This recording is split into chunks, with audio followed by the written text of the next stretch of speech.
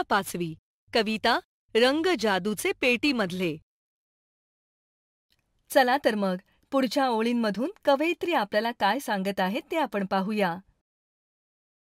चार नेमक्या काढा रेषा, विटा विटांच्या भिंती सरशा, लहान मोठ्या चौकोनांची खिडक्या दारे होती, रंग जादूचे पेटीमधले. आता तुम्ही या चित्रात 4 रेषा काढा आणि विटांच्या भिंती दाखवा. त्या सरशा म्हणजे नीटनेटक्या भिंती दाखवा. त्यानंतर लहान मोठे असे चौकोन काढून घराची दारे व खिडक्या तयार करा. आता आपण पुढील कडवे पाहूया. लाल लाल कौलारू छप्पर अलगत ठेवा वरती, नंतर कारवेल जांभळ्या फुलांची डुलेल वाऱ्यावरती. घर आपण काढले. आता त्या घरावर लाल कौलारू छप्पर तयार करा.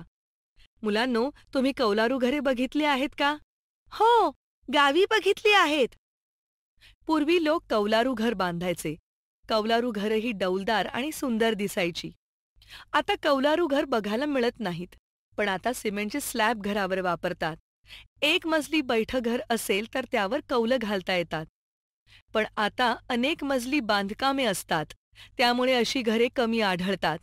पुढे कवयित्री म्हणतात की लाल रंगाचे कौलारू छप्पर काढल्यानंतर त्यावर अलगद म्हणजे हळुवारपणे जांभळ्या रंगाच्या फुलांची वेल हवेवर डोलत असताना दाखवा. आता आपण पुढील कडवे पाहूया.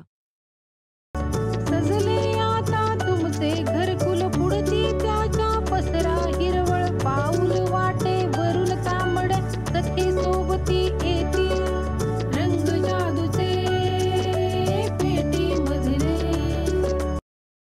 आता तुमचे हे घर सुंदर पद्धतीने सजले आहे, तयार झाले आहे. आता त्या घरासमोर हिरवळ तयार करा, म्हणजेच घरासमोर हिरवे गवत दाखवा आणि त्या गवतातून एक तांबडी पाऊलवाट तयार करा. मुलांनो, पाऊलवाट म्हणजे काय? चालण्यासाठी तयार केलेला छोटासा रस्ता. बरोबर. त्या पाऊलवाटेवरून तुमची मित्रमंडळी तुमच्याबरोबर खेळण्यासाठी येतील. चला तर मग पुढच्या ओळींमधून कवयित्री आपल्याला काय सांगत आहेत ते आपण पाहूया.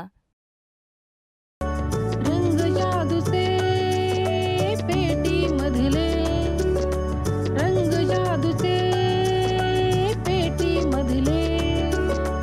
इंद्रधनुचे असती आनंदाशी जुळवून देतील, आनंदाशी जुळवून देतील सदैव तुमची नाती, रंग जादूचे पेटीमधले.